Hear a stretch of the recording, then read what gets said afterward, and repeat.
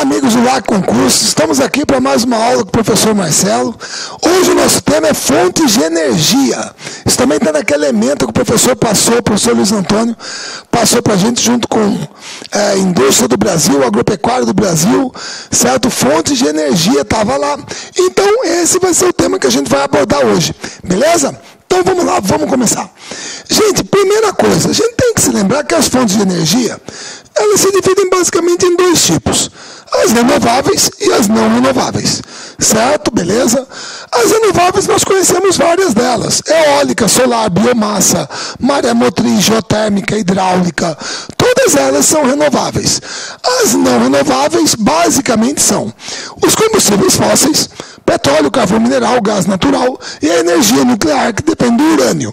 Certo? Essas não são renováveis. Tá?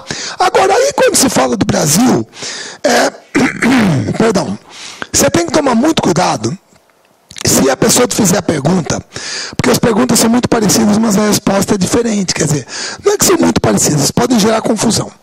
Se alguém chegar para você e perguntar assim, escuta, qual é a fonte de energia mais consumida no Brasil todos os dias? Se a pessoa te perguntar qual é a fonte de energia mais consumida no Brasil todos os dias, o que você vai responder? Petróleo. A fonte de energia mais consumida é petróleo. Porque você está falando de todos os caminhões, todos os ônibus, todos os navios movidos a diesel, locomotivas, automóveis, caminhonetes não utilitários, tudo, grupos geradores que eventualmente estejam funcionando a diesel, todo mundo está queimando diesel. Certo? Os carros movidos a gasolina, os aviões com querosene de aviação. Então a fonte de energia mais consumida é petróleo. Agora olha a pergunta diferente. Qual é a principal fonte de geração de energia elétrica do Brasil? Água. Geração de energia elétrica. Aí é hidráulica. Então são duas perguntas diferentes. Uma é perguntar qual é a principal fonte de energia mais consumida todos os dias? Petróleo. Qual é a principal fonte de geração de energia elétrica? Água. Certo? Tranquilo. Tudo bem? Beleza? E aí a gente vai entender por que a turma fala que a matriz energética do Brasil é uma das mais limpas do mundo. Pessoal, se você pegar a média do planeta, energia renovável, 13%. Não renovável, 87%. 13% na média do planeta da energia utilizada vem de fontes renováveis. 87% fontes não renováveis. Certo? Beleza? Brasil.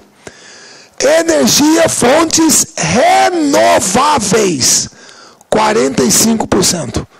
Renováveis. Aqui 13%. Aqui 45%. Quase 4 vezes mais. 3 vezes alguma coisa mais. Não renováveis, 55%. Aqui 87%.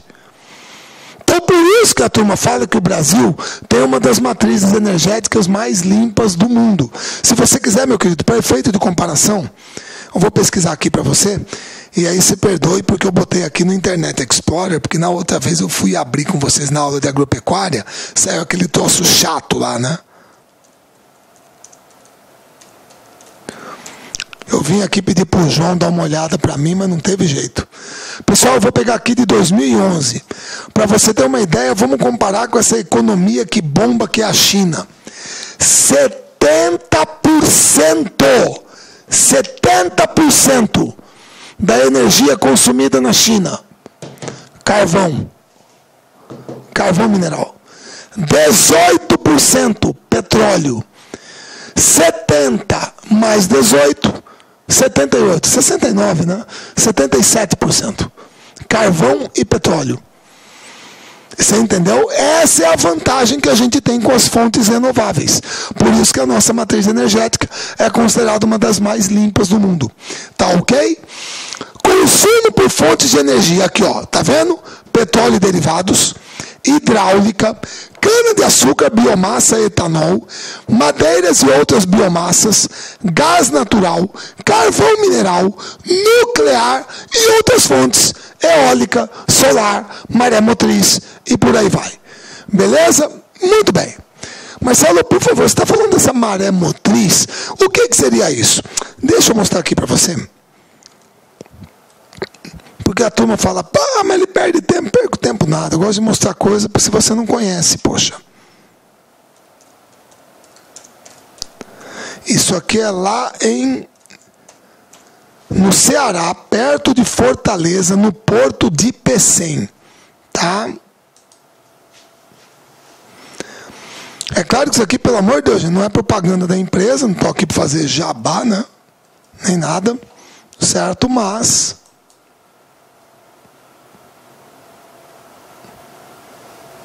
tá no YouTube. EAD 100% online. É verdade que a Unopar está oferecendo uma nova... Não está não. Você vai conhecer essa aqui, ó. A primeira usina de ondas da América Latina. É isso aqui, ó.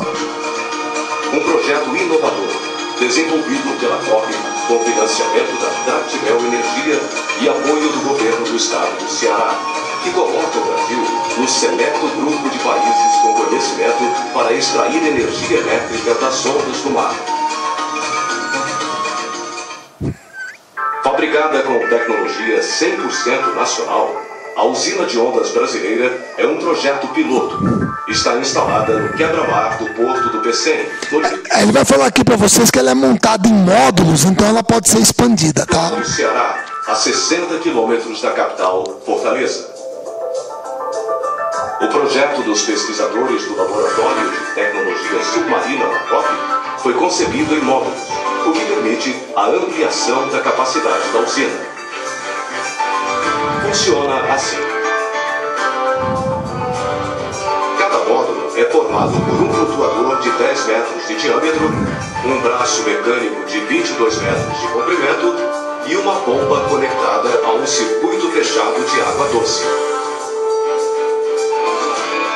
À medida que as ondas passam, os flutuadores sobem, descem e movimentam o braço mecânico.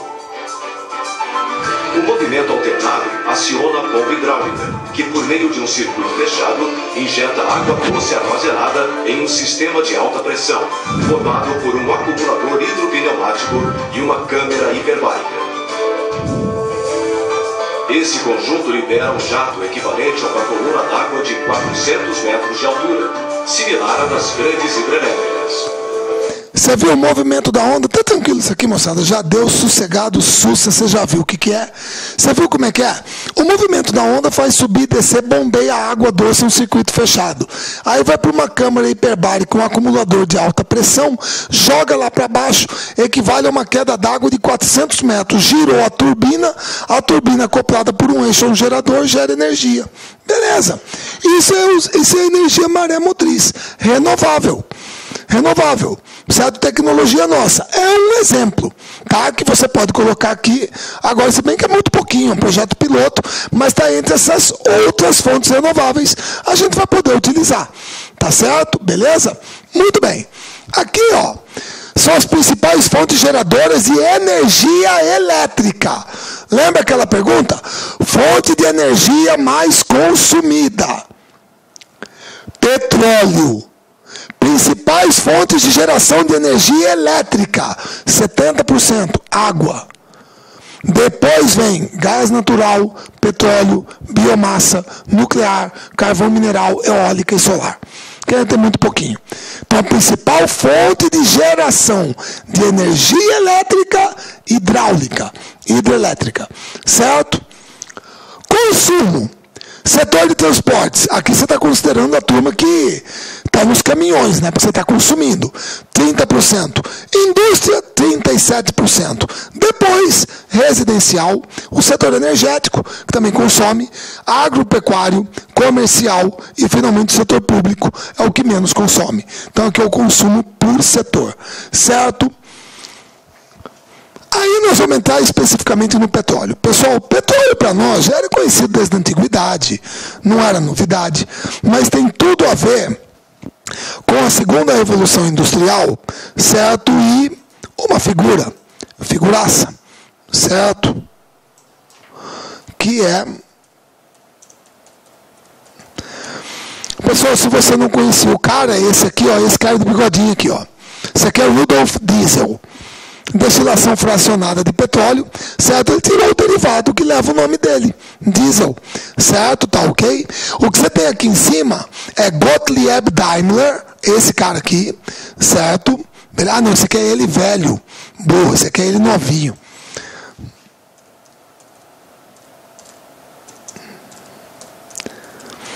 Esse aqui é o Gottlieb Daimler, ele é meio parecidinho, junto com o seu sócio Carl Benz. Então, todas as vezes que alguém fala em Daimler-Benz, Mercedes, certo? Motor a explosão, automóvel, segunda revolução industrial. Então, aí, o petróleo entra mais pesado na nossa vida, com a destilação fracionada do petróleo e os derivados que você tira dele, certo? Gasolina, querosene de aviação, emulsão asfáltica, óleo lubrificante, diesel, plásticos, nafta e por aí vai, gente. A cadeia produtiva do petróleo do setor petroquímico é absurda. Por isso que o setor petroquímico é considerado o quê? Indústria de base. É a partir dele que vem outras indústrias, certo? Muito bem. E no Brasil, como é que fica? Pessoal, no Brasil, tá? Eu vou dar uma referência aqui para vocês, certo? Que é literatura infanto-juvenil.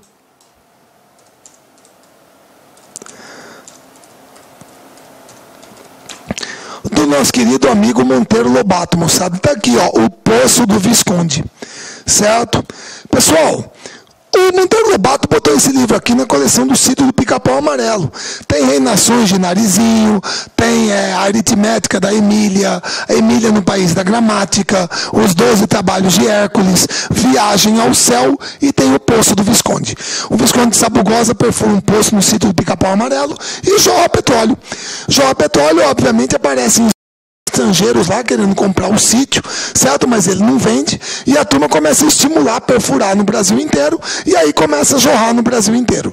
É claro que não foi bem assim que aconteceu, mas o que o Monteiro Lobato está querendo aqui, moçada, com todo brasileirinho, desde pequenininho, é que todo brasileirinho, ao ler esse livro, aos 10, 12 anos de idade, tenha na cabeça o quê? Petróleo é nosso. Petróleo é nosso. Ah, mas ele então Monteiro Lobato era nacionalista. Claro que era. Claro que era. Petróleo é uma riqueza que tem que ser nossa. Tem que gerar riqueza, benefício para o povo brasileiro. E é uma coisa que eu concordo em grau, gênero e número. Certo? Petróleo é nosso. É nosso. Ele defende isso desde aqui. Tá? Por isso que o primeiro lugar do Brasil onde jorrou petróleo, lá no Recôncavo Baiano, olha o nome dado, Lobato, lá na Bahia. Em 1938, o presidente Getúlio Dornelles Vargas, criou o Conselho Nacional do Petróleo. E é claro que desde antes já existiam pesquisas no Brasil, mas geralmente é a partir daqui que o pessoal começa. Em 1939, o primeiro poço de petróleo perfurado a jorrar no Brasil, lá no Recôncavo Baiano. E no dia 3 de outubro de 1953, a Lei número 2004 cria a Petrobras como monopólio estatal. Ou seja, só a Petrobras poderia prospectar, extrair, refinar, importar e fazer a navegação de cabotagem no litoral. As empresas estrangeiras só poderiam fazer o quê? Distribuir. Então, posto Shell, posto Texaco, posto Esso, isso podia ter. O resto é monopólio estatal. Getúlio Dornelles Vargas. Certo? Muito bem. Depois da criação da Petrobras, ela vai passar por um período de ajustes, que foi após a década de 70, quando a gente teve os dois choques do petróleo. O primeiro, aqui na guerra do Yom Kippur, 73, 74, e o segundo aqui na guerra Irã-Iraque. Aqui na guerra, aqui já é a crise que veio aqui em 2008, 2009. Subiu, agora já caiu de novo, está em $60 o barril. Aqui foi mais pesado. Foi aqui que pegou o Brasil de calça curta, e naquela aula de industrialização que a gente teve, eu falei para vocês do primeiro e do segundo choque do petróleo. Foi aqui, guerra do Yom Kippur, guerra do Irã-Iraque. Guerra Irã-Iraque, certo? Então isso aqui mudou brutalmente, certo, a geopolítica do petróleo no mundo inteiro, tá? E a gente importava muito petróleo, a gente sentiu necessidade de flexibilizar um pouco o setor petrolífero brasileiro. Então, entre 75 e 88, a gente adotou um sistema chamado de contratos de risco. Empresas estrangeiras poderiam assinar contratos de risco com o governo brasileiro para explorar petróleo aqui. O nome já fala tudo. O que era um contrato de risco? Simples. Se desse certo, achasse petróleo, a empresa estrangeira poderia explorar. Se não achasse petróleo, o risco era dela. O risco era dela. É um contrato de risco. Esse sistema durou de 75 até 88, quando os contratos de risco foram abandonados, porque o preço do petróleo caiu bastante no mercado internacional, então não era mais necessário adotá-los. Até que em 95, 97, foi a tramitação do projeto no Congresso, o governo Fernando Henrique Cardoso, foi quebrado o monopólio estatal da Petrobras. Então aqui o monopólio chega ao fim. Significa que qualquer empresa estrangeira pode entrar no Brasil para concorrer com a Petrobras. Qualquer empresa pode. Aí alguém fala, Marcelo, mas peraí, se qualquer empresa pode, por que eu não vejo muita empresa estrangeira entrando no Brasil para concorrer com a Petrobras? Sinceramente, para concorrer com ela, não tem. Por quê? Bom, aí é o seguinte, pessoal, se o monopólio foi quebrado, em 97, significa que a Petrobras foi monopólio durante 44 anos. Isso quer dizer que nesses 44 anos, a Petrobras aproveitou para construir uma infraestrutura invejável. Invejável. A saber, vamos assim, se você não conhecia. Pessoal, isso aqui é a história do petróleo no Brasil, não tem como. Então vamos lá. Pessoal, essa aqui é a sede da BR Distribuidora, lá na Cidade Nova, lá no Rio de Janeiro. Certo? Beleza? Isso quer dizer que a Petrobras tem a sua distribuidora. Todo posto bandeira BR, quem distribui petróleo é a Petrobras. Então é a distribuidora dela. Muito bem. Aí você tem o CENPES, que é o Centro de Pesquisa e Desenvolvimento da Indústria Petroquímica Leopoldo Miguel Neto, lá perto da UFRJ, acho que é lá na Ilha do Fundão, lá no Rio de Janeiro. Então, isso aqui é o Centro de Pesquisa da Petrobras em tudo que tem a ver com a gasolina dela, tecnologia para exploração em águas profundas, tudo que está aqui, esses laboratórios, é tudo da Petrobras. É dela. Lembrando que ela, por favor, se você não sabia, a Petrobras, ela recebeu recentemente o principal prêmio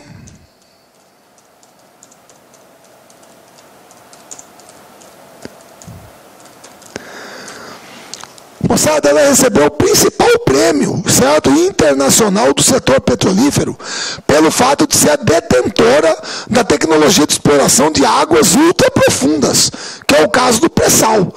Então essa expertise aqui é dela. Ninguém tira, o corpo técnico dela que criou isso. E é nesse conjunto de laboratórios aqui que a turma pesquisa, certo? Muito bem. Aí você também tinha a FRONAP, a Frota Nacional de Petroleiros, que a partir de 98 foi incorporada a Transpetro, que é a parte da Petrobras que cuida da logística de transporte.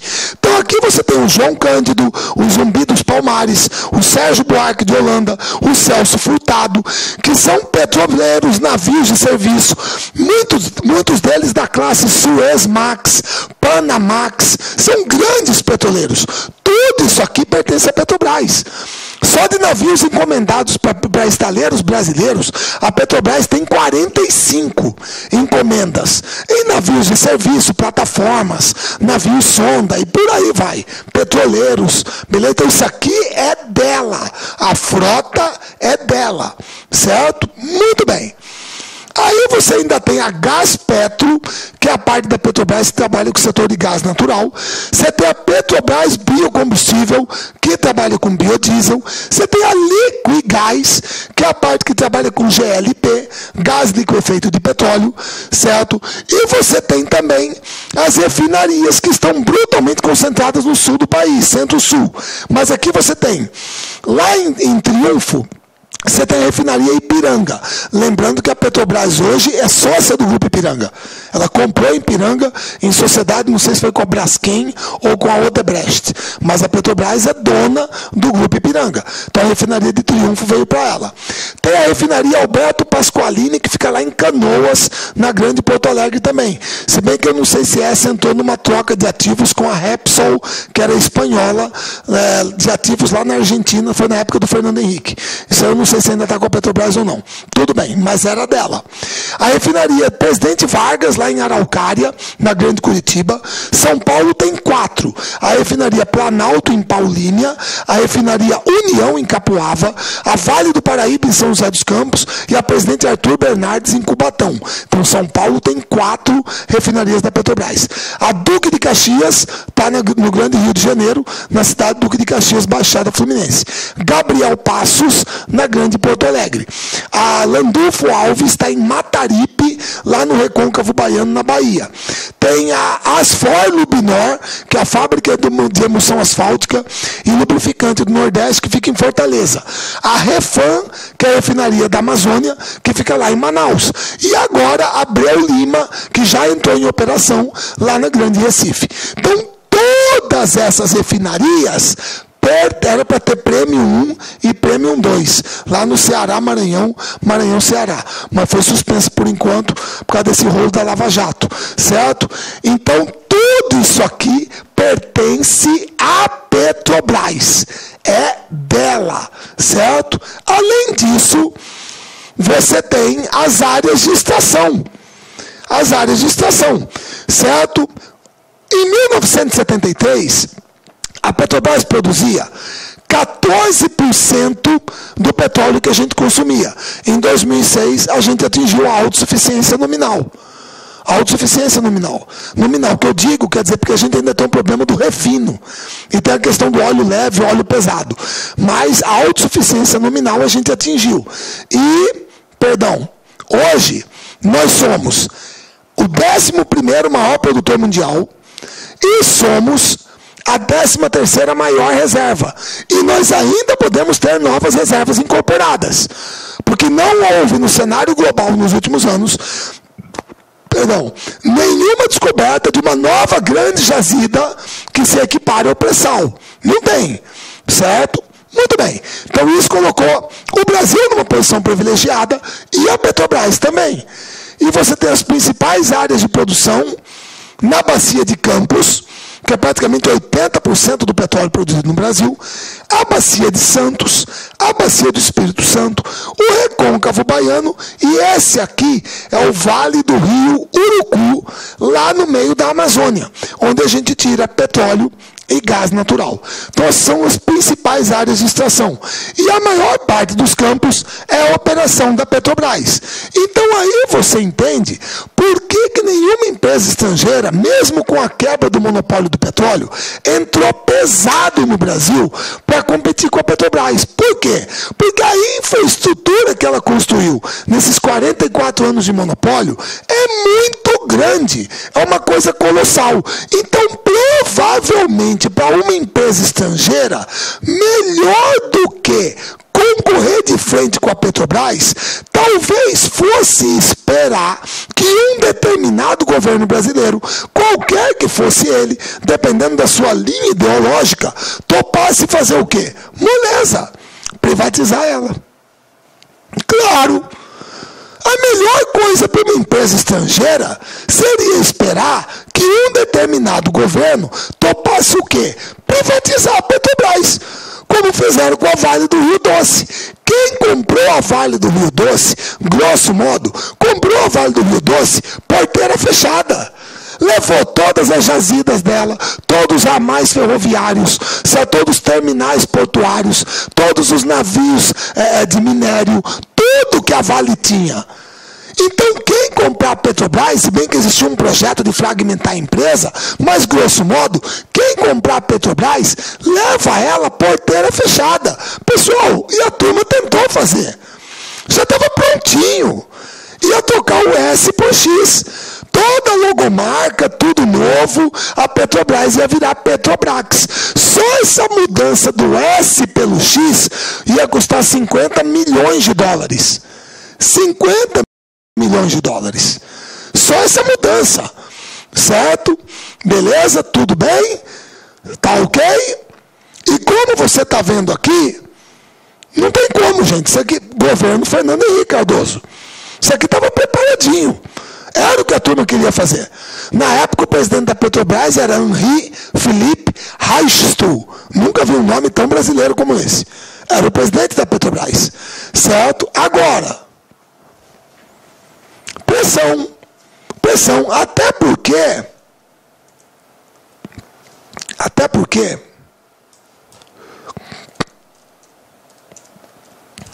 havia uma visão muito clara. Isso aí, gente, é tal história. Você tem que pegar para ver, não tem como. O então diretor do Banco Central, Gustavo Franco, certo? Ela claramente favorável à privatização da empresa. Se brincar, privatiza o Banco do Brasil também. Ah, vamos privatizar para investir e melhorar o Brasil. Negativo, é para pagar dívida. Dinheiro deve ser usado para bater passivo. É para pagar dívida. Não é para investir em coisa nenhuma. Você vai vender o patrimônio e pagar dívida. Então não é que vai construir escola e tal. Então, a pressão foi muito grande. E matou o projeto.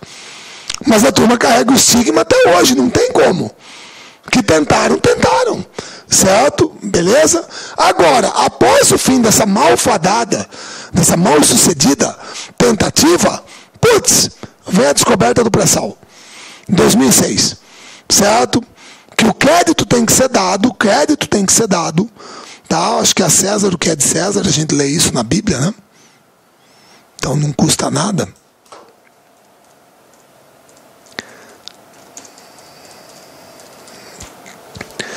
Pessoal, o crédito tem que ser dado ao engenheiro, acho que engenheiro, o João Guilherme Estrela, que era o responsável pelo departamento da Petrobras, é o cara que é o pai do pré-sal, o cara que é o descobridor do pré-sal. O crédito tem que dar o corpo da Petrobras, mas especificamente é esse senhor. Tá? Então, o que nós temos aqui? Nós temos uma camada de petróleo que é o seguinte. O navio sonda está bem aqui, a plataforma está bem aqui. Eu vou descer a sonda e ela vai bater no fundo do oceano. Quanto que vai ser isso? 2.000, 3.000 metros. Tá? 2, 3 quilômetros. A sonda desce, bate no fundo do oceano. Aí, ela começa a perfurar. E aí ela vai perfurar mais quanto? Mais 4 quilômetros, 4.000 metros. Ela vai passar por uma camada de pós-sal, por uma camada de sal, e aí lá embaixo ela chega na rocha reservatório, onde está o pré-sal. Certo? Onde está o óleo, que é o pré-sal. Então, do navio aqui na superfície, na lâmina d'água, até o petróleo, até o óleo, aproximadamente 7.000 metros. 6 a 7.000 metros. Isso que é a exploração de petróleo em águas ultra profundas. E a Petrobras é líder mundial nessa tecnologia. Certo? Beleza? É claro que com a descoberta dessa reserva, foi necessário criar o quê? Um marco regulatório para o pré-sal. Que envolve o quê? Primeiro, o sistema de partilha. Pessoal, o sistema de partilha é o sistema mais adotado do mundo. Tá? Beleza? Se você pesquisar, meu caro, ele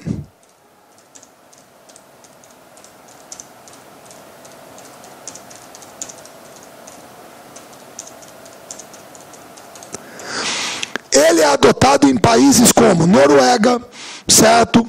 Noruega, Arábia Saudita, tá? O sistema de partilha é o mais adotado no mundo, certo? Beleza? Tá? Isso significa o quê? Que, se você pesquisar aqui, ó, os contratos de partilha são os mais adotados em todo o mundo. Arábia Saudita, Noruega, beleza. Isso significa que, por esse sistema, todo o campo do pré-sal, a Petrobras tem que ser sócia em, no mínimo, 30% do campo. No mínimo. É uma garantia de que parte do petróleo vai ficar com uma empresa brasileira, de capital nacional. Até 70% pode ser explorado por empresa estrangeira. Não tem problema nenhum. No mínimo 30% fica com a Petrobras. Certo? Então, esse foi o regime adotado. Tá? Segundo, foi criada uma nova estatal, a Pré-Sal Petróleo S.A., que por lei só pode ter no máximo 150 funcionários. Ela não vai botar a mão em uma gota de óleo. Ela vai administrar participação nos custos e lucros e definir qual é a parte do óleo que fica com o Estado. É isso. Certo? O campo de operação do pré-sal tem ela ali, ela participa de toda a fiscalização do processo de produção, outra, ela tem poder de veto. Se a maneira como o petróleo estiver sendo explorado não atender aos interesses do Estado brasileiro, ela pode vetar a operação, ela tem o poder de veto, e ela vai definir qual é a parcela do Estado, certo? Do óleo e lucro, que fica com o Estado. Beleza? Foi criado também um fundo social do pré-sal, que é vinculado à presidência da República, e cujo dinheiro só pode ser usado para quê? O nome já fala, social. Então, obra de metrô, VLT aqui em Cuiabá, a rodovia, negativo. Fundo Social do Pré-Sal combate a fome, a miséria, educação, saúde, meio ambiente, adaptação a mudanças climáticas, ciência e tecnologia, cultura, aí pode. É social, beleza? Obra tal, negativo, tá bom? E foi aprovada também a nova lei de royalties do petróleo. A nova lei de royalties no Congresso. E por essa lei de royalties, carimbado, moçada, é 75% para a educação e 25% para a saúde. Certo? 75% educação, 25% na saúde. Agora, esses royalties aqui são do petróleo. Do pré-sal, que tem o fundo social, 50% do fundo social do pré-sal para saúde e educação. Principalmente educação. Então já fica definido, é um dinheiro carimbado. Por exemplo, Mato Grosso, meu estado, não produz uma gota de petróleo. Por essa lei, todo ano, mais ou menos 97 a 100 milhões de reais vão entrar aqui no caixa do estado. E desse dinheiro dos royalties, 75% tem que ir para a educação, 25% para a saúde. Ou seja, o dinheiro vai ser repassado. O responsável pela aplicação aqui vai ser o governador Pedro Tax. Aí em São Paulo, o governador Geraldo Alckmin. Mas pela lei, 75%, não adianta mandar dinheiro para o metrô. Aí a turma que tem que fiscalizar aí, 75% para a educação e 25% para a saúde. É o que determina a lei. Então, tudo isso aqui foi aprovado no bojo do pré-sal. Agora, gente, com todo respeito, é a questão da opinião. Isso não se discute. Eu só quero deixar bem claro. É a questão da opinião, da visão de país, de projeto, certo? Isso é de cada um.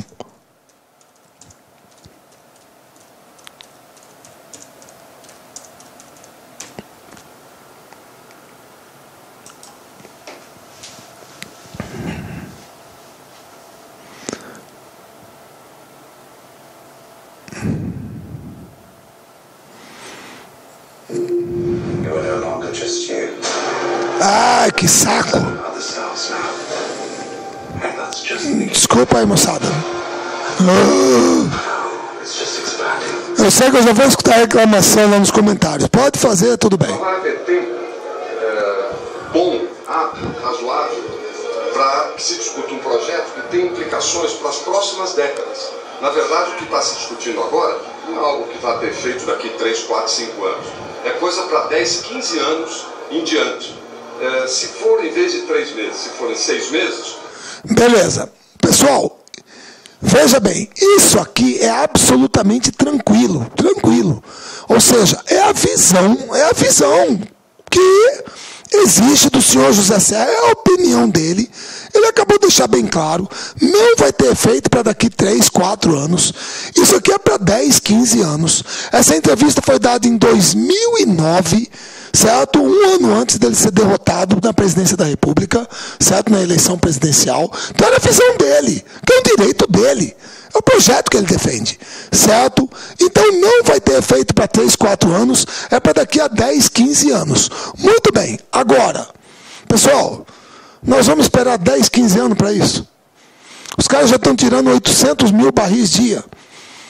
É quase 1/3 da produção nacional. Nós estamos em 2015. Aquela entrevista foi em 2009. Foi em 2009. Você entendeu? São 6 anos. 6 anos. E nós já tiramos 800 mil barris dia, que é 1/3 da produção nacional. Eu vou esperar 10 anos para isso. E aí que a turma pode ficar pé da vida, eu sei que manda os comentários, mas você ter fatos e bater em cima de uma concepção de projeto de país. Tá? É isso que pega. Você já tirou 800 mil barris dia, quer dizer que você ia largar lá, sem explorar. 800 mil barris a menos. Você entendeu? Beleza? E aí, com todo respeito, né?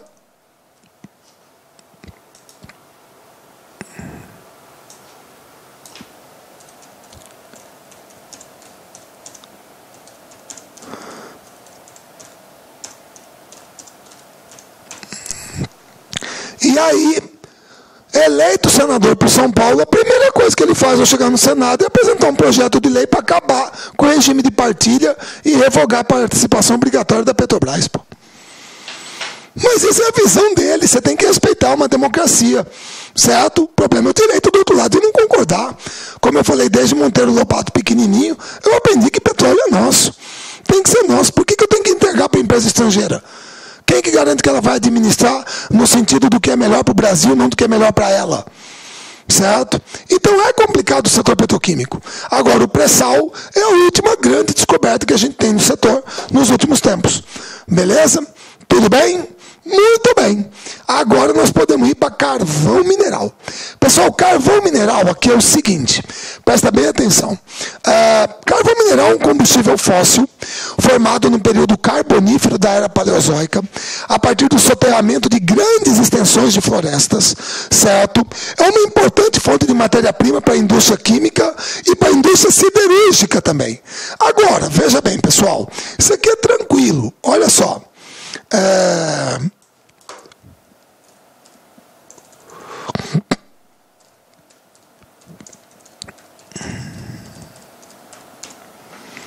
Pessoal, se eu pegar o mapa mundi, e o mapa mundi está aqui, com as principais reservas de carvão do mundo inteiro. Certo? Beleza? Muito bem. Aqui você tem as principais reservas de carvão. Pessoal, eu vou traçar mais ou menos aqui, a linha do Equador. Muito bem.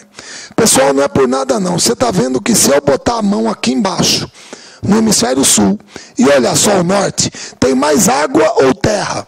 Ah, Marcelo, tem mais terra do que água. Beleza. Se eu botar a mão no norte e olhar o sul, tem mais água ou terra? Não, Marcelo, tem mais água do que terra. Então tá na cara que as maiores reservas do mundo de carvão mineral estão aqui no hemisfério norte, gente. Isso é óbvio. Aqui no hemisfério sul, só África do Sul e Austrália, grosso modo, são as principais reservas. As maiores reservas do mundo estão em países como Canadá, Estados Unidos, Rússia, China. É lá que elas estão, certo? Como eu disse, o carvão mineral é formado a partir do soterramento de grandes extensões de florestas no período carbonífero da era paleozoica. Tá certo? Beleza? Como vocês sabem muito bem, existem 4 variedades principais de carvão mineral. Quais são? Tufa, lignito, hulha e antracito. O que varia de uma para outra? Teor de carbono, umidade e poder calorífico. Do pior para o melhor. Teoricamente, O antracito é o melhor tipo de carvão que tem. Altíssimo teor de carbono, baixíssima umidade, altíssimo poder calorífico. O problema é que ele é muito raro. O pessoal estima que de todo o carvão mineral que existe no mundo, 3% é antracito. Então, comercialmente falando, qual é o melhor tipo de carvão que existe? É a Uria. É o melhor que tem, comercialmente falando. Você entendeu? Beleza? Muito bem. O problema é que nós temos, moçada, uma bacia carbonífera no Brasil, uma bacia carbonífera que vai de São Paulo, grosso modo, São Paulo, Paraná, até o Rio Grande do Sul. Se bem que a principal área de extração é Santa Catarina e Rio Grande do Sul. São as duas principais áreas de extração. O problema é que o nosso carvão é de baixa qualidade, tem baixo teor calorífico, tem muita impureza na queima, enxofre, cinza, e é insuficiente para abastecer o mercado interno. Então o Brasil é, historicamente, importador de carvão mineral. Nós não temos carvão mineral suficiente para abastecer o mercado interno. A produção, só para você ter uma ideia, você que assistiu o jogo, desculpa, eu estou gravando a aula numa quinta-feira, e na terça-feira o Criciúma foi eliminado da Copa do Brasil pelo Grêmio, tá? Beleza?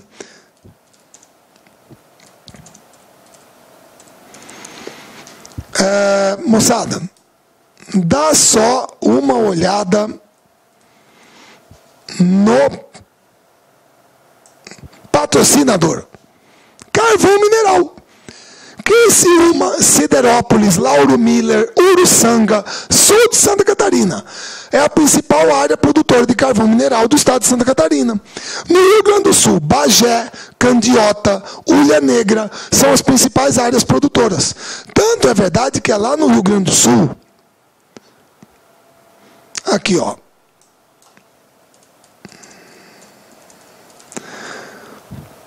pessoal, essa aqui é a usina termoelétrica de Candiota, que fica lá no Rio Grande do Sul, certo? Ela fica lá. É uma das raras unidades que nós temos no Brasil de uma termoelétrica movida a carvão mineral. Olha o pátio de carvão aqui. Ah, Marcelo, poluente, emite gases estufa. Eu sei, cara, mas tem um carvão lá. Então usa para gerar energia. Então lá no Rio Grande do Sul, carvão mineral é usado para gerar energia e abastecer o parque siderúrgico. Santa Catarina, através do porto de Henrique Lage, o carvão é escoado para as siderúrgicas do Sudeste. Só lembrando que a produção brasileira não é suficiente para abastecer o mercado interno. Então o Brasil é importador de carvão. E aí, se você não conhecia, deixa eu apresentar aqui para você a subsidiária do sistema Eletrobras, que toma conta dessa termoelétrica carvão. Essa aqui é a CGTEE, Central de Geração Termoelétrica. É uma subsidiária do sistema Eletrobras que toma conta das térmicas a carvão lá no Rio Grande do Sul, certo? Então, carvão mineral não é uma matriz energética muito significativa para o Brasil. Quer dizer, ela é importante para a indústria química, para a indústria siderúrgica, mas a nossa produção não atende o consumo interno e o nosso carvão é de baixa qualidade. Beleza? Muito bem. Gás natural. Pessoal, presta bem atenção. O gás natural, ele tem um uso consistentemente crescente nos últimos tempos, tá? Ele é mais barato, menos poluente e mais fácil de transportar porque é um gasoduto. A utilização pode ser industrial para geração de energia ou então aquelas empilhadeiras com gás, movidas a gás, você encontra, ou em aquecimento, alto forno, você pode ter uso industrial. Transportes, certo? Comercial e residencial. Transporte é veicular, é carro movido a gás. Comercial e residencial, certo? O problema é que você está vendo aqui, pessoal, os gasodutos brasileiros, eles são brutalmente concentrados no litoral. Por quê? Porque a maior parte da produção de gás natural do Brasil vem aqui do oceano. Pessoal, você pode ficar escandalizado com isso, mas é o seguinte, olha só, você vai ficar meio surpreso, mas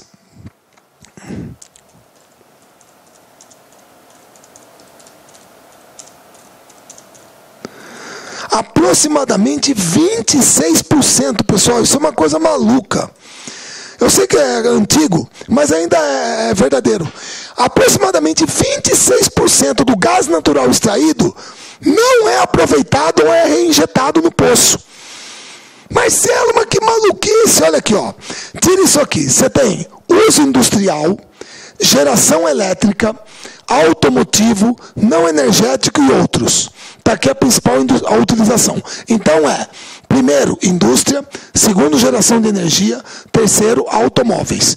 O que é esse reinjetado? Meu querido, é isso aqui, ó. A gente acha um crime, mas é verdade. Vai fazer o quê?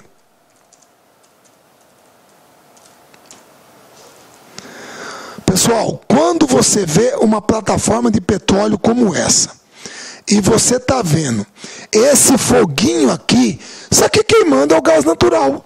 O problema é que quando você perfura para achar petróleo, antes de chegar no petróleo, geralmente você tem um bolsão de gás.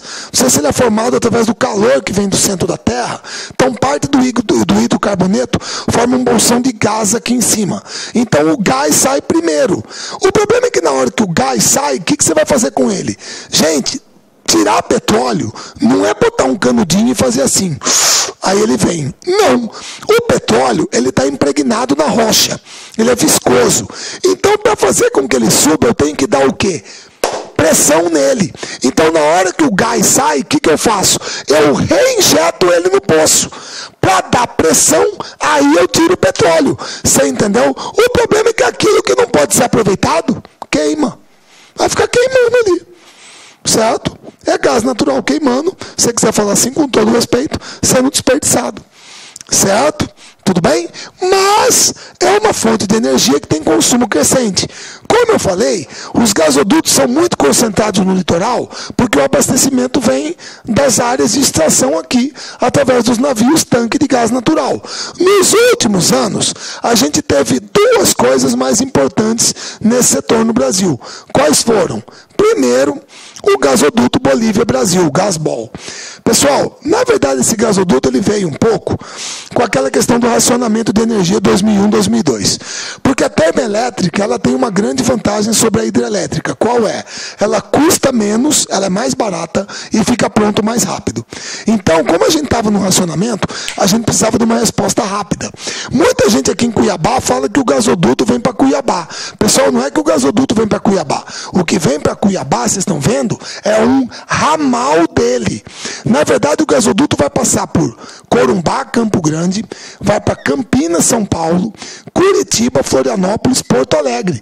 Em todo esse trecho aqui, você tem usinas termoelétricas, que são aquelas usinas que são acionadas quando há uma escassez de chuva e os reservatórios das hidrelétricas ficam muito baixos. É aí que você tem que botar as termoelétricas para funcionar, para garantir a solidez do sistema e o suprimento de energia.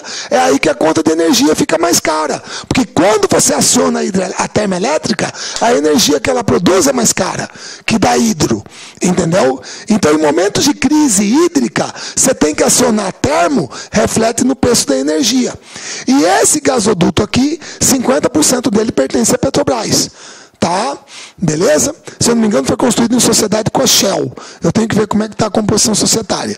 Mas esse aqui é uma das novidades que vieram para o Brasil nos últimos anos.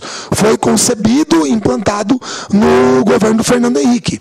Certo? Eu não me lembro se foi concluído no governo do Lula. Eu acho que não, porque em 2002, Fernando Henrique ainda era presidente, teve a inauguração da termoelétrica aqui de Cuiabá, que é a usina termoelétrica Mário Covas. Então foi no período do governo Fernando Henrique Cardoso. Certo? Eu só não sei, para Cuiabá chegou nesse período. Só não sei se até Porto Alegre foi concluído no mesmo período também. Tá ok?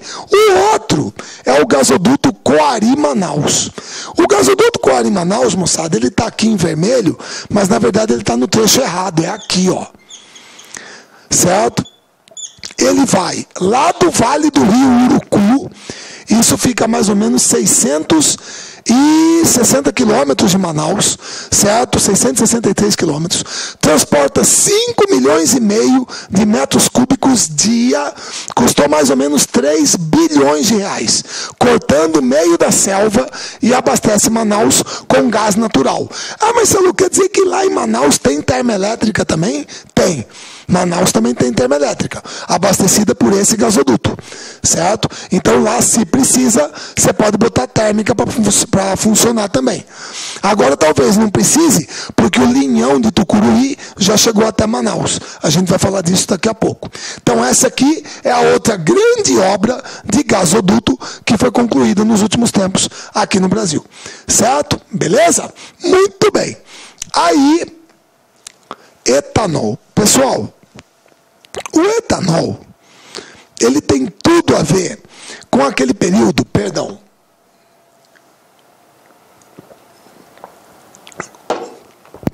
com aquele período que eu falei para vocês do primeiro e do segundo choque do petróleo.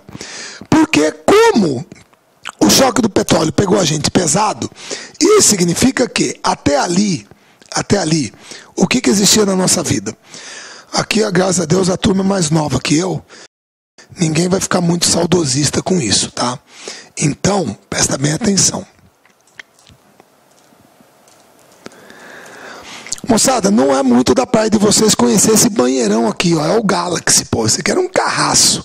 Motor V8, grandão, certo? Ou então o Landau, pô, o Landau LTD, pô, pelo amor de Deus, cara enorme, grande pra caramba. Ou então um ícone, né? Pessoal, pelo amor de Deus, pô, Maverick, pô, Maverick tinha 4, 6 e 8 cilindros. Ainda tinha o Dojão também. Gente, pelo amor de Deus, antigamente o Brasil era assim, tinha gasolina amarela, gasolina azul, tudo carro motor V8, gasolina era barata. Depois que veio o primeiro e segundo choque do petróleo, o que apareceu na nossa vida? Quem que não se lembra dele? Primeiro carro a álcool do Brasil, Fiat 147, olha ele aqui, ó. A álcool. Aí veio Voyage, Monza, Passat, Chevette, Belina, Del Rey, Corcel, certo? Tudo isso aí, pô. Então nós tivemos que ir para onde? Pro etanol. Certo? Foi um projeto que nós criamos, o Proálcool, tá? Acabou o motor V8 no Brasil, carro tudo 4 cilindros, 1.300, 1.600. O único que sobrou foi o Opala 6 cilindros, certo? Beleza? Então aí nós fomos pro etanol como uma alternativa para escapar do choque do petróleo. O que o álcool tem de positivo? Primeiro, é uma fonte renovável. O Brasil é o maior produtor mundial de etanol de cana-de-açúcar. Mas é renovável? Sim, ué, desde o Brasil colônia, a gente está plantando cana aqui e todo ano teve safra. Isso há mais de 400 anos. E é renovável. Menos poluente que o petróleo, certo? E nós somos o maior produtor mundial, pô. Então isso era positivo.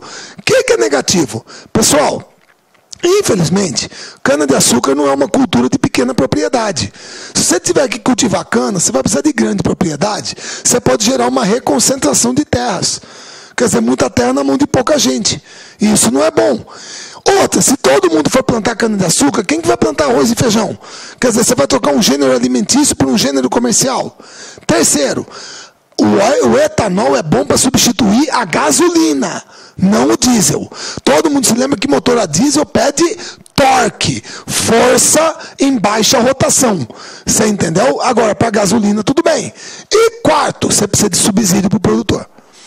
Agora, inegavelmente, o programa foi lançado em 75 e no início dele, ele foi um sucesso. Foi um sucesso. Tá? Do lançamento dele até meados dos anos 80, segunda metade dos anos 80, aproximadamente 70% dos carros produzidos eram a álcool, a etanol. Certo? Beleza? Aí, no finalzinho dos anos 80, o etanol passou por uma crise de confiabilidade. Certo? tá ok? Houve uma estagnação da área plantada, os preços do açúcar no mercado internacional melhoraram, as usinas passaram a fabricar mais açúcar e menos etanol. Por incrível que pareça, o Brasil, o maior produtor mundial de etanol, de cana-de-açúcar, teve escassez do produto. Por isso que muita gente aí se lembra que desde pequenininho, desde que você se entende por gente, carro na sua casa sempre foi a gasolina. O álcool não se tornou mais confiável. No final da década de 80 do século passado, muita gente que planejava ir de carro para a praia para passar o final do ano, não foi, porque não sabia se ia encontrar etanol na ida ou na volta para abastecer o carro. Ia ficar na estrada. Aí o etanol caiu em descrédito. Até que no início do século XXI, reaparece o quê? Surge o quê? Perdão. A tecnologia Flex Fuel.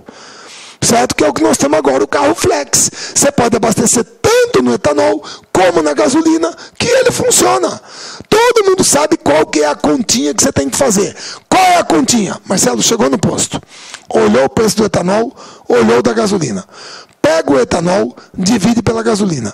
Se der mais que 0,7, gasolina. Se der menos que 0,7, etanol. Essa é a conta que muita gente aí já fez. Então, nos últimos tempos, até pelas questões ambientais, protocolo de Kyoto, biocombustíveis, etc., então o etanol sofreu uma revitalização. Certo? Beleza? Mas eu ainda considero uma fonte de energia viável para o Brasil. Até porque ele é renovável. Petróleo não é. Então nós já temos uma pronta para usar. Certo? Pelo menos no setor automobilístico. Tá joia? Muito bem. Lembrando que o maior produtor nosso é São Paulo. Tá? Hidroeletricidade. Pessoal, hidrelétrica, como você sabe muito bem, é a principal fonte de geração de energia elétrica do Brasil. Tá?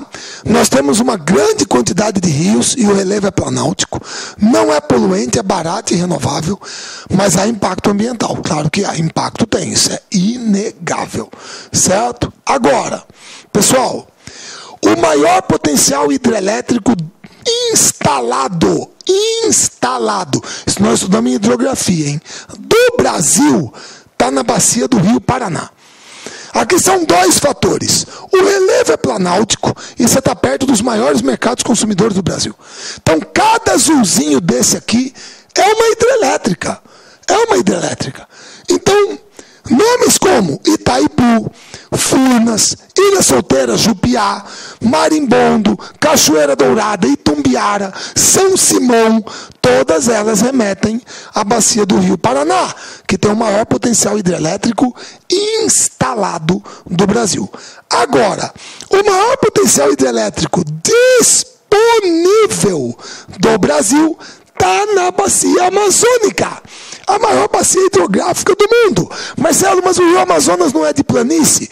O potencial não está nele, está nos afluentes e subafluentes dele, não no Rio Amazonas. Ele é de planície. Ô Marcelo, mas peraí, se lá está o maior potencial hidrelétrico disponível, ou seja, Deus, se a gente vai usar ou não, o problema é nosso. Por que durante muito tempo o pessoal não foi para lá para construir usina? Primeiro, distância do mercado consumidor. Ficar lá na Amazônia, tinha que trazer energia para cá.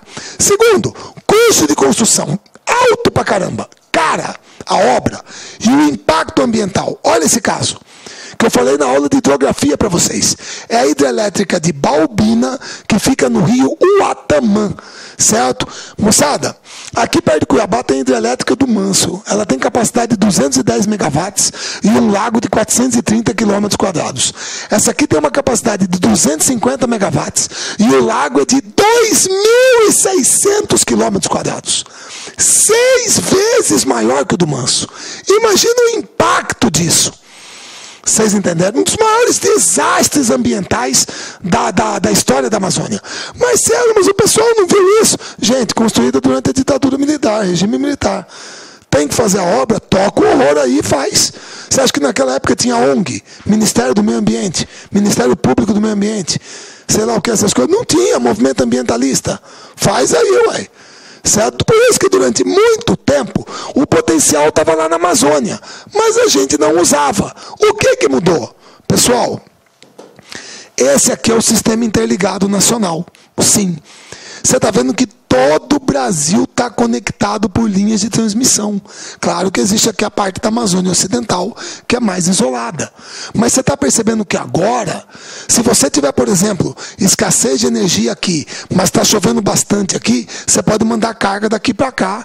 Todo o sistema é interligado, certo? Ele foi feito para isso, beleza? E agora, olha só, Jirau, Santo Antônio e Belo Monte são os 3 maiores projetos hidrelétricos do Brasil em construção. Na verdade, Jirau e Santo Antônio já estão produzindo. Belo Monte, a turma já quer botar para produzir no final desse ano ou até metade do ano que vem. Certo? A maior obra de engenharia do Brasil nos últimos 25, 30 anos. Vai ser a 3ª, 4ª maior hidrelétrica do mundo.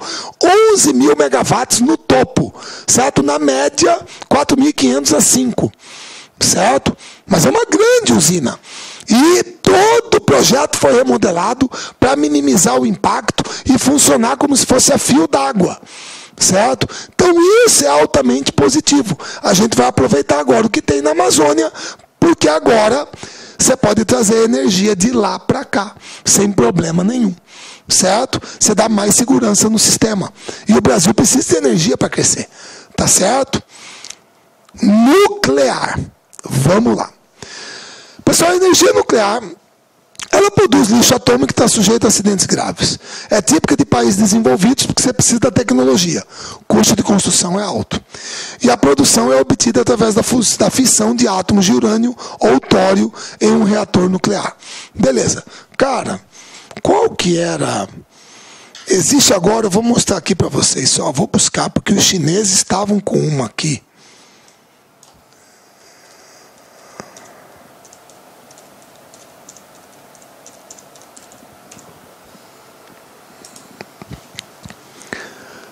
Pessoal, tá aqui, ó. É tório também, mas os chineses que estão pesquisando essa energia nuclear limpa com um reator nuclear de sal fundido à base de tório. Certo? Eu não sei como é que funciona, mas os caras estão pesquisando lá. Eu não sei também se é totalmente limpa, entendeu? Mas é pesquisa, certo? Pessoal, energia nuclear, por gentileza, para alguns países...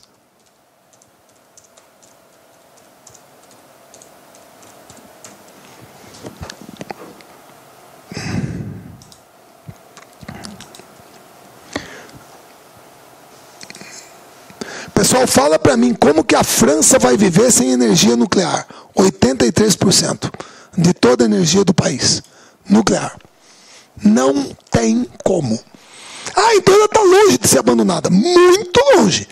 Tanto é verdade que o Japão já religou aqueles reatores de Fukushima que deram pepino com o tsunami. Já está religado. Vocês sabem que o grande fantasma disso aqui, moçada? O primeiro... Até que não teve tanto impacto, porque foi um vazamento pequeno, mas na época assustou, porque ninguém tinha tido contato com isso. Foi num lugarzinho lá dos Estados Unidos chamado 3 Mile Island. Isso aqui foi em 1979, por aí. Tá? Beleza? Muito bem. Foi um pequeno vazamento que teve lá, assustou na época, mas nada muito sério. Aí teve o pior, certo?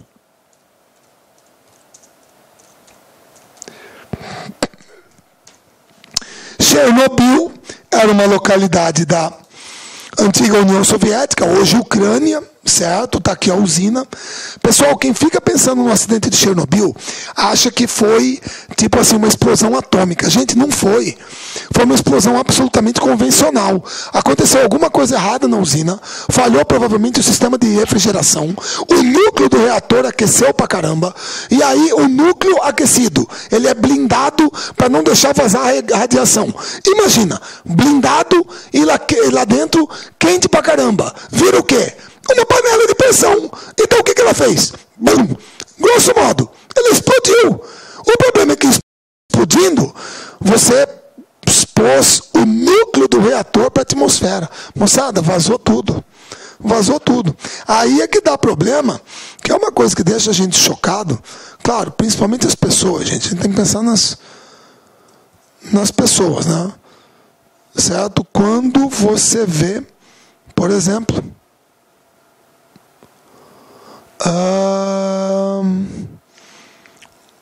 Não quero pegar uma imagem muito chocante aqui não, tá, pessoal? Mas mais ou menos isso aqui, ó. Olha aqui, ó. Olha o tamanho do cérebro do garoto. Pode ser hidrocefalia. Olha a perna aqui, ó. Olha o tipo da perna. Olha aqui, ó, o tumor na cabeça. Olha aqui o tumor no corpo. Tudo isso aí é radiação. Moçada, na explosão da usina, para valer, na explosão, morreram acho que umas, se eu não me engano, 30, 50 pessoas, por aí, eu acho que foi mais ou menos por aí. Agora, depois do negócio da radiação, foram umas 25 mil. Uma nuvem tóxica, radioativa na Europa, certo? Então, esse acidente aqui deixou muito trauma. Fukushima agora também. Também, tanto é verdade que alguns países, por favor, alguns países, como a Alemanha e Itália, já disseram que, pessoal, até 2022, vai ter que fechar. Vai ter que fechar. Tá? Isso é plebiscito. O governo alemão vai fechar todas as usinas até 2022. Até lá, a Alemanha que se vire. A Alemanha que se vire. Certo? A Alemanha anuncia fechamento de todas as usinas. Berlusconi reconhece derrota em referendo sobre energia nuclear. Então, sei lá o que eles vão fazer. Eólica, não sei. Carvão, se vai agravar o efeito estufa.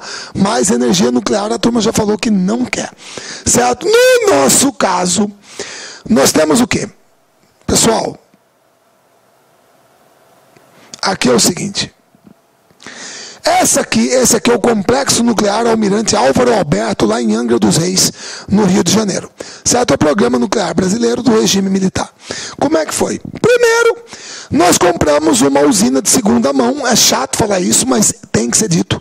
É de segunda mão mesmo, usada, de uma empresa americana chamada White Westinghouse, sem repasse de tecnologia. 650 megawatts, que é Angra 1. É esse cilindro aqui, ó. É Angra 1. Aí depois, nós fechamos o acordo nuclear Brasil-Alemanha Ocidental, 74-75, isso aqui foi comprado em 69, com o grupo Kraftwerk, que é do grupo Siemens, Angra 2 e Angra 3, 1.300 megawatts cada, são essas duas bolas aqui, essas com repasse de tecnologia. 1.300 megawatts cada, com repasse de tecnologia. Tá ok? Muito bem. Quais são as críticas feitas ao programa nuclear? As críticas feitas são, primeiro, ela foi construída em cima, as usinas em cima de uma falha geológica. Ali é a praia de Itaorna, lá em Angra dos Reis. Itaorna, em Tupi-Guarani, significa pedra podre. Então ali tinha uma falha geológica. A turma teve que concretar uma área de 250 metros de comprimento por 17 de profundidade para poder botar a fundação da usina em cima. Então já foi uma crítica, porque você aumenta o risco de acidente. Segundo, a energia é pouca e cara. Isso aqui custou mais de 20 bilhões de dólares. E gera o quê? 3.250 megawatts. E Angra 3 ainda não está pronta, hein? Está para ser finalizada agora. Certo? Inclusive pode dar rolo aí com essas empreiteiras aí da Lava Jato que estão lá dentro, de Angra 3. Tá? Mas ela é para entrar em operação até 2017, se eu não me engano. Ainda não está pronta. E olha que o acordo nuclear é de 74, 75. Certo? Para você ter uma ideia, com 20 bilhões de dólares, dá para construir mais uma Itaipu e sobra dinheiro. E Itaipu gera 14.400. Aqui gera 3.250. Certo? Terceiro, os riscos para a população em geral. O risco de um acidente, o lixo radioativo, a questão ambiental como um todo. Então esses são pontos que a turma critica. Certo? Beleza?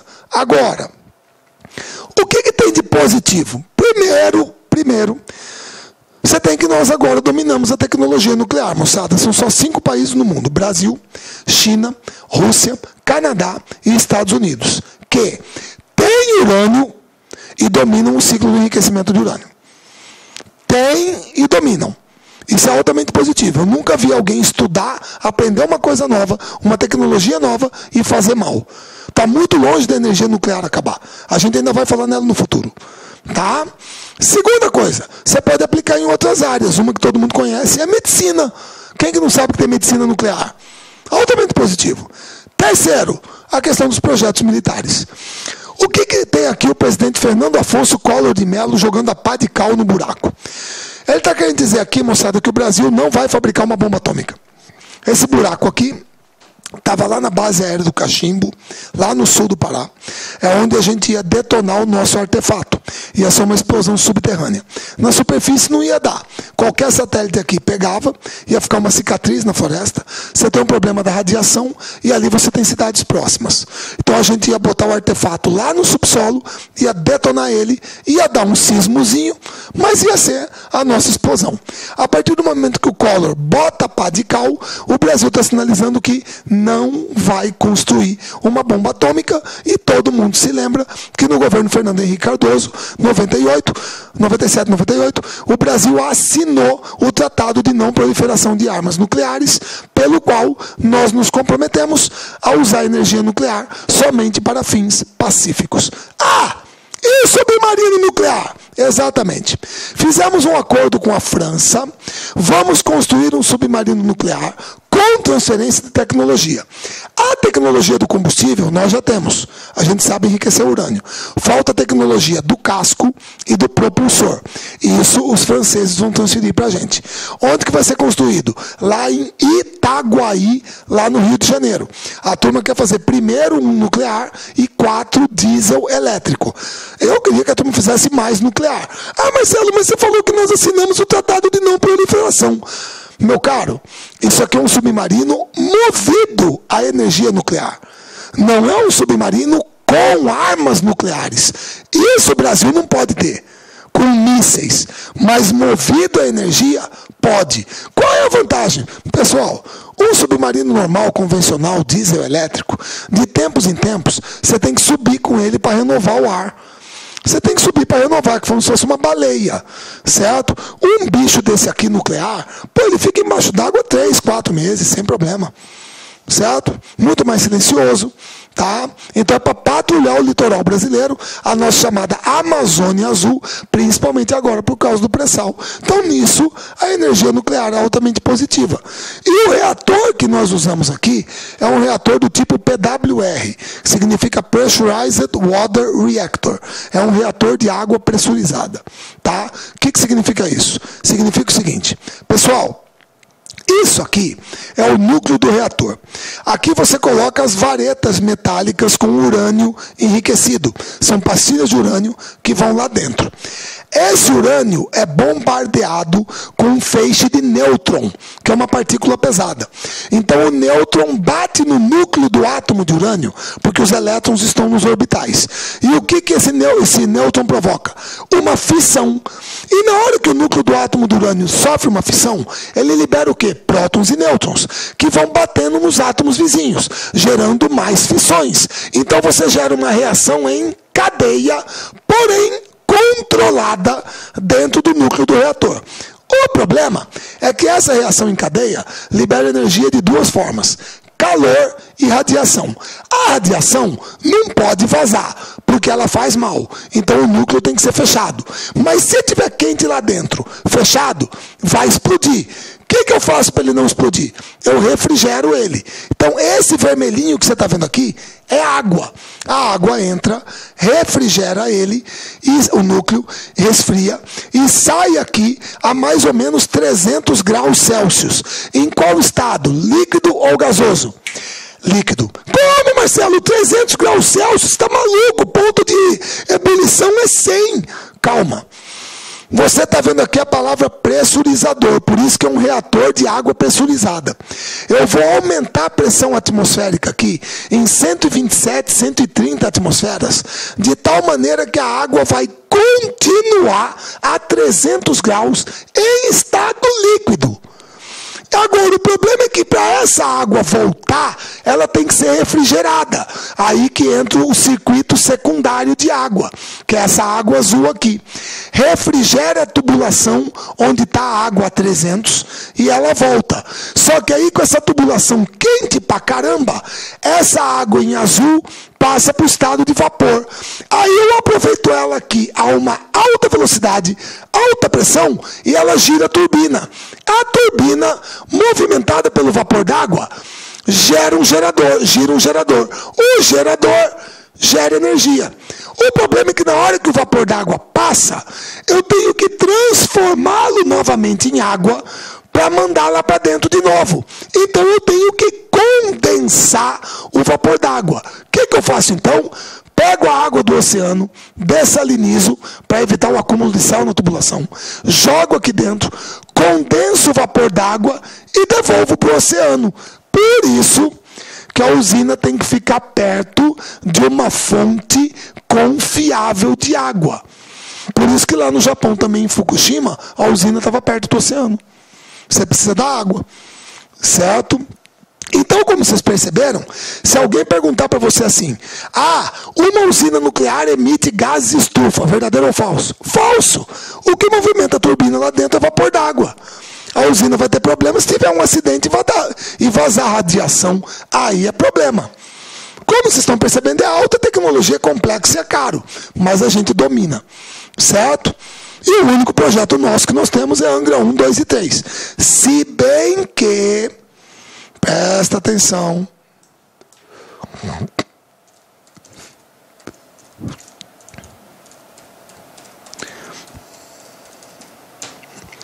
pessoal, a turma já andou aventando a possibilidade de novas usinas nucleares no Nordeste.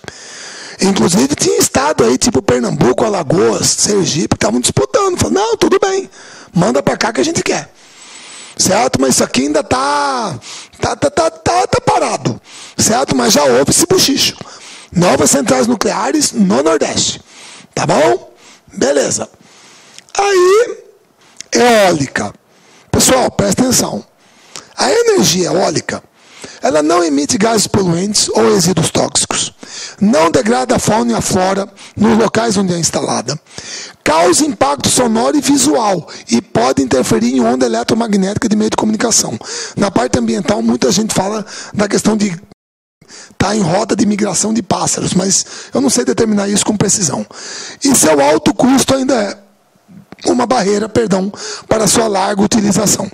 Como vocês estão vendo aqui, os maiores potenciais eólicos do Brasil estão no Piauí, Ceará, Rio Grande do Norte, Bahia e Rio Grande do Sul. São os maiores potenciais eólicos do Brasil. Se você trabalhar por região, maior potencial, Nordeste, depois Sudeste, depois Sul. Por que Norte e Centro-Oeste tem o menor potencial? Já sei, Marcelo, porque eu preciso estar no litoral. Eu preciso estar no litoral, é aqui que o vento bate, é aqui que é pesado.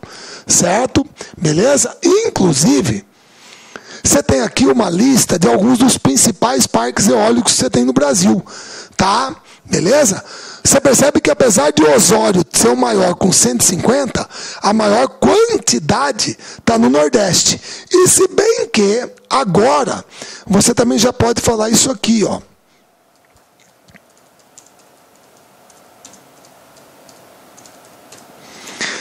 Pessoal, esse aqui é o Parque Eólico de Jeribatu, tá? Na verdade é o Parque Eólico Campos Neutrais, lá no sul do Brasil, em Santa Vitória do Palmar, em Chuí, tá certo? É o maior parque eólico hoje da América Latina. Credo? Aí, ó. É esse aí, ó. O Complexo Eólico Campos Neutrais, o maior da América Latina, está sendo construído nos municípios gaúchos de Santa Vitória do Palmar e Chuí. O complexo reúne os parques Jeribatu, Chuí e Hermenegildo, totalizando potência instalada de 583 megawatts. Pessoal, essa potência aqui dá para se alimentar uma cidade de 1,5 milhão de habitantes, tá? Porto Alegre, por exemplo. Para essa energia, serão instalados 302 aerogeradores em uma área com mais de 10.600 hectares. Pessoal, cada aerogerador desse tem 98 metros de altura, pesa 890 toneladas. Agora aí você viu a questão, né? Você precisa de 10 mil hectares para botar os 300 aerogeradores. É chão. A obra vai gerar mais de 4.800 empregos diretos e indiretos. E os investimentos vão superar 2 bilhões e 700 milhões de reais. Bom, já tá jóia, beleza. Esse aí é hoje o maior parque eólico em operação no Brasil e o maior da América Latina. Aí ele vai entrar aqui em primeiro, no lugar do Osório. Vocês entenderam? Foi inaugurado agora em fevereiro. Tá? O de Jeribatu. Aí falta finalizar os outros. Tá, ok? Isso porque lá no sul do Brasil, você tem aquela questão daquele vento pampeiro, minuano, que entra pela campanha gaúcha. É uma região que venta pra caramba também. Então tá entre os 5 maiores potenciais do Brasil. Certo? Lembre-se. Piauí, Ceará, Rio Grande do Norte, Bahia e Rio Grande do Sul. Tá? E a turma está investindo nisso, certo? Beleza? Aí, você tem a energia solar. Pessoal, é óbvio que um país tropical como o Brasil, você tem energia solar de sobra à disposição. Agora, é impressionante você saber que no mundo inteiro, a Alemanha, moçada, é a líder mundial. É a líder mundial. 1/3 de toda a capacidade instalada de geração solar no mundo está na Alemanha. É a fonte de energia que mais cresce no mundo, 30% ao ano. Certo? Agora aqui no Brasil, e o lugar que mais está crescendo é na China. A China é o país que mais tem investido nisso. A Alemanha hoje é o que mais gera. O primeiro leilão que foi feito agora, ele contratou 31 novos projetos, certo? Que vai dar mais ou menos o quê? Ele não fala o total aqui, mas isso aqui vai dar em torno de uns 600 megawatts, que vai poder abastecer mais ou menos 900 mil residências. E a Bahia é o estado que lidera os investimentos. É claro que quando se fala em energia solar, o maior potencial está aqui no Nordeste. Principalmente aqui dentro, na região do semiárido. É claro que vale para o Brasil inteiro. O Brasil inteiro é um país ensolarado, mas o maior potencial é o da região nordestina. Só que os nossos investimentos estão engatinhando nesse setor. O primeiro leilão foi realizado agora, 31 novos projetos. Então é uma coisa que nós estamos procurando trabalhar, tá, para garantir o crescimento. Isso aqui é de dezembro de 2014. Tá joia? Então é uma coisa que ainda está engatinhando. Ultimamente o pessoal usa mais para quê? Para aquecer a água em casa, ou iluminação de emergência em determinados tipos de instalação, hotéis, por exemplo, certo? Escolas. Isso pode ser utilizado. É bom lembrar que um dos grandes problemas da energia solar é você ter a capacidade suficiente para movimentar aparelhos de maior potência, certo? De repente, para uma lâmpada fluorescente, ela suporta por mais tempo. Equipamentos de maior potência puxam mais carga. Então a bateria tem que suportar isso. Mas é uma coisa que a gente está investindo. Lembrando que a Alemanha é a maior utilizadora dessa fonte de energia do mundo. A China é o país onde ela mais cresce. E o Brasil está investindo mais nisso agora. Tá? Principalmente na região Nordeste. Beleza? Moçada, falei de tudo quanto é energia, tipo de fonte de energia que eu lembrei, que eu pude colocar para vocês, tranquilos, tá joia? Espero que vocês tenham aproveitado. Me desculpem mais uma vez se eu perco tempo, mas eu gosto de mostrar. Vocês me perdoem, é o meu jeito, e eu gosto de mostrar o que eu falo, para não ficar na dúvida. Tá joia? Moçada, um grande abraço a todos. Só falta pra gente a parte ambiental, que eu vou pegar lá na ementa, certo? Vejo vocês numa próxima oportunidade. Um grande abraço. Fiquem com Deus.